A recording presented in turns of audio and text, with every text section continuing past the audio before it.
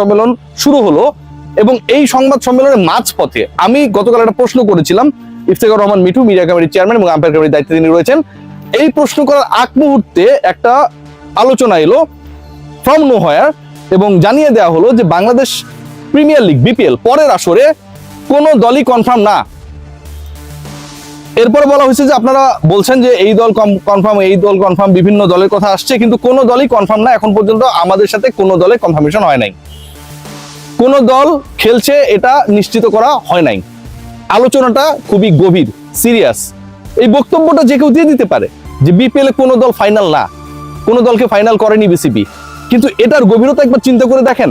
এটা অগাস্ট মাস, ইফতেখার রহমান মিঠু থেকে শুরু করে ফাহিম সিনা, মাহবুব আনাম, আকরাম খান, আমাদের এর বাইরের যে যারা রয়েছে, যারা ক্রিকেট বোর্ডের বাইরে রয়েছে, সেই তারা অসংখ্য মানুষ আপকামিং ইলেকশন নিয়ে ব্যস্ত হয়ে পড়বেন। বাস্তবতা, বিসিবিতে ইলেকশন হবে, ডিরেক্টররা ইলেকশন করবেন, এটা তাদের কোনো সমস্যা নেই। সেপ্টেম্বর মাস এভাবেই যাবে। আপনি ডিসেম্বরে বিপিএল করবেন, আপনি বলে দিচ্ছেন সগৌরবে প্রেস কনফারেন্সে এসে যে আমাদের একটা দল ফাইনাল না। প্রত্যেক সময় প্রত্যেকটা ফ্র্যাঞ্চাইজি লিগে দলগুলোর সাথে যারা সংশ্লিষ্ট বোর্ড তাদের একটা কন্ট্রাক্ট থাকে। কন্ট্রাক্টটা কি? কারোর সাথে 5 বছর, কারোর সাথে 3 বছর, কারোর সাথে 10 বছর। আইপিএল এর দলগুলোর সাথে মানে 15 বছর বা 12 বছরের চুক্তি।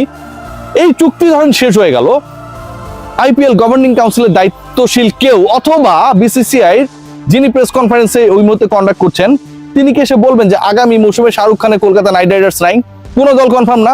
এটা পসিবল? আপনি তো গেল আসরে যারা কমপ্লায়েন্স মেইনটেইন করেছে, I want to utter 2 names, Rangpur riders and fortune Barishal, ভালো দুইটা টিম। একটা হচ্ছে টানা বিপিএল এর দুবারের চ্যাম্পিয়ন তামিম ইকবালের টিম, আর একটা টানা গ্লোবাল সুপার লিগের 2 বারের ফাইনালিস্ট, একবার রানার্স আপ, একবার চ্যাম্পিয়ন। এই যে দলগুলো কমপ্লায়েন্স মেইনটেইন করেছে, আপনি যখন এরকম একটা স্টেটমেন্ট দিয়ে দেন, আমার ছোট ভাই রিফাজ এমিল গতকাল একটা পোস্ট করেছিল, টি স্পোর্টসে কাজ করে, যে কোনো দলই ফাইনাল না, বিসিবি জানিয়েছে। মানুষের হাহা রিয়েক্টের বন্যা, ক্রিকেট বোর্ডকে গালিগালাজের যে একটা অস্থির প্রবণতা সেটা তৈরি হয়ে গেল। ওই যে ফজিলতপূর্ণ কাজ বিসিবিকে করতে হবে। আপনি এই রংপুর বরিশালের মতো দলগুলোকে এরকম একটা বক্তব্য দিয়ে আপনারা, বিসিবি বক্তব্য যিনি দিয়েছেন সেটা তো তার ব্যক্তিগত মতামত না, কি করলেন? রাজশাহীর মতো দলের সাথে যেই দলগুলো হচ্ছে বিপিএল কে বিতর্কিত করেছে অথবা যে দলগুলো এখনো আসে নাই, আগামী বিপিএল আসার পরিকল্পনা করছে, তাদের সাথে সমকাতারে দিয়ে দিলেন। সমকাতারে আপনারা দিয়ে দিলেন, কারণ এখনো কোনো কিছুই ফাইনাল না, রংপুর বরিশালও ফাইনাল না। What should be the statement, what should be the smartness? যে রংপুর বরিশালের মতো আগ্রহী দলগুলো আছে, আমাদের চ্যালেঞ্জ হবে আরো 2-3টা দল ম্যানেজ করা, যেহেতু আমরা 5 থেকে 6টা দল নিয়ে আগামী বিপিএল করতে চাই। It could be the statement. সেখানটায় Bangladesh cricket board official press কনফারেন্সে 7 ঘন্টায় মিটিং শেষে বলে আমাদের একটা দল ফাইনাল না। কি বার্তা আমরা দিই? বিপিএল ওনারদের কাছে কি বার্তা দিই? ক্রিকেটারদের কাছে কি বার্তা দিই?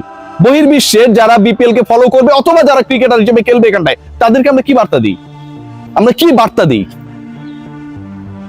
চুক্তি শেষ হয়ে যাওয়া মানে এই না, যারা এই খেলাটাই খেলতে এখানটায় এসছে, কমপ্লায়েন্স মেইনটেইন করেছে, প্লেয়ার্স পেমেন্ট ঠিকভাবে করেছে, বাংলাদেশ ক্রিকেট বোর্ডের টুর্নামেন্টটাকে ভালো করার চেষ্টা করেছে ইয়ার্স আফটার ইয়ার্স, তারাও ফাইনাল না। খুবই খুবই বিরোধপূর্ণ, খুবই অযৌক্তিক কথাবার্তা গতকালকে হয়েছে। খেয়াল করে দেখবেন, এনসিএল নিয়ে আলোচনা হচ্ছে, এই মৌসুমের পরের মৌসুম থেকে ময়মনসিংহ অ্যাড হবে, খুবই ভালো খবর। ময়মনসিংহ কেন এর আগে অ্যাড হয়নি সেটা একটা বড় প্রশ্ন। ময়মনসিংহ কি ক্রিকেটার নেই? ময়মনসিংহ কি বিভাগ না? ময়মনসিংহ অ্যাড হওয়া মানে কি সেখানকার ক্রিকেট স্ট্রাকচার একটা অন্য ধরনের উন্মাদনা তৈরি হবে, সেখানকার লোকাল ক্রিকেটাররা তারা আরো বেশি ইন্সপায়ার্ড হবে, বাংলাদেশ তার পাইপলাইনে মোর ক্রিকেটার্স পাবে, খুবই ভালো খবর। কিন্তু আপনি যখন একটা দলকে বাদ দিয়ে ময়মনসিংহকে অ্যাড করার পরিকল্পনা করেন, এটা কখনো ভাই ভালো খবর হতে পারে না। কম্পিটিশন মানে কি? টুর্নামেন্ট মানে কি? whenever this tournament is not FIFA World Cup, 32টা দলে বেশি খেলতে পারবে না, 16টা দলে বেশি কেউ নকআউটে যেতে পারবে না। ঘটনা কিন্তু এটা না। ফিফা ওয়ার্ল্ড কাপে ইনফান্তিনো এসে 48টা দলে খেলাবে, আপনারা সবাই জানেন নিশ্চয়ই। সেখানটায় বাংলাদেশ ক্রিকেট বোর্ড ঢাকা মেট্রোকে বাদ দিয়ে ময়মনসিংহে ঢুকাবে। চিন্তা করেন, একটা দলকে বাদ দিয়ে আমি আরেকটা দলকে ঢুকাবো। ঢাকা মেট্রোপলিসের এই দলটা কেন তৈরি করা হয়েছে? কারণ এই জোনের মধ্যে, এই বিভাগের মধ্যে প্রচুর ক্রিকেটার রয়েছে হু আর ক্যাপেবল টু প্লে, তাদেরকে আপনি খেলার সুযোগ করে দেবেন, রাইট? অনেক ক্ষেত্রে আমরা এমনও দেখেছি ঢাকা মেট্রো হয়ে অন্য বিভাগের কেউ এসে খেলছে, দেখেছি তো। যখন অ্যাকোমোডেট করা যাচ্ছে না তখন অন্য কেউ সেখানটায় খেলছে, দেখেছি না? সবকিছু বাদ দেন, ঢাকা মেট্রো একটা বাজে টিম, ভুয়া টিম। এই দলটা তো গত এনসিএল এর রানার্স আপ ভাই, আপনি বাদ দিয়ে দেবেন? আপনি বাদ দিয়ে দেবেন? যেই দল চ্যাম্পিয়ন হয় বিপিএল এ আপনি বলে দিচ্ছেন যে আমার সাথে কারো কোনো দল ফাইনাল না। যে দল চ্যাম্পিয়ন হয় গ্লোবাল সুপার লিগে কোনো দল ফাইনাল না। যে দল রানার্স আপ হয় এনসিএল এ আপনারা বলে দিচ্ছেন ওই দল বাদ। ভাই আপনারা কি বলতে চান? What actually your motto is? আমরা কনফিউজড হয়ে যাই, আমরা সিরিয়াসলি কনফিউজড হয়ে যাই। Bangladesh cricket board, mother organization of Bangladesh cricket, guardian of the cricketers, আপনারা এনশিওর করবেন মোর টুর্নামেন্টস, মোর পার্টিসিপেশনস। সেই জায়গায় আপনারা একটা দলকে অমিট করে আরেকটা দলকে ঢুকিয়ে দিচ্ছেন। Is it a fun? Is it kidding? ছোট বাচ্চারা ইদানিং কথা বলা শিখেছে, কিছু একটা করলে বলে প্রাঙ্ক করেছি। Are you really doing prank? Bangladesh cricket বোর্ডের স্টেটমেন্ট গুলো আমার কাছে কোনোভাবে অ্যাকসেপ্টেবল না, কোনোভাবে অ্যাকসেপ্টেবল না। একদিকে আপনারা উইকেট সংখ্যা বাড়াচ্ছেন, টাফ ম্যানেজমেন্টের জন্য লোক নিয়ে আসছেন, আরেক দিকে আপনি দল কমিয়ে দিচ্ছেন। আমাদের ক্রিকেটাররা যারা এনসিএল, আমাদের তো এমনিতেই লোকাল লিগের সংখ্যা অনেক কম, এনসিএলটা হয় ঘোড়ার ডিমের বৃষ্টির মৌসুমের মাঝখানে ওই সময়টায়, সেখানটা আপনারা নাম্বার অফ টিমস কমিয়ে দেবেন। এই চিন্তাটা কার মাথা থেকে আসে? Really I want to know. Bangladesh cricket নিয়ে, বাংলাদেশের ক্রিকেটার নিয়ে, বাংলাদেশের ক্রিকেটের ফিউচার নিয়ে এইরকম প্রাঙ্ক কোনোভাবে অ্যাকসেপ্টেবল না, কোনোভাবেই না, কোনোভাবেই না। যেই কোম্পানিজ গুলো একবার খেয়াল করে দেখুন, এটা আরো ভয়াবহ অবস্থা।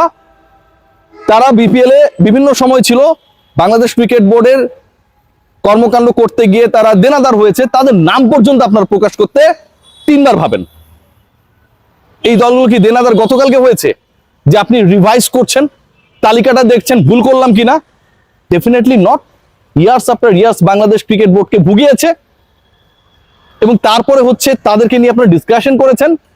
আপনার নাম বলতে চান না, কেন বলতে চান না? কেন মিডিয়া রিলিজ দিতে চান? The only reason is that সেখানটায় যারা উপবিষ্ট ছিলেন, নাম বললে ওই কোম্পানির মালিকগণ অথবা তাদের সাথে আপনার যে সামাজিক সম্পর্ক রয়েছে সেটা হুমকির মধ্যে পড়ে যাবে। ভাই ওয়াই?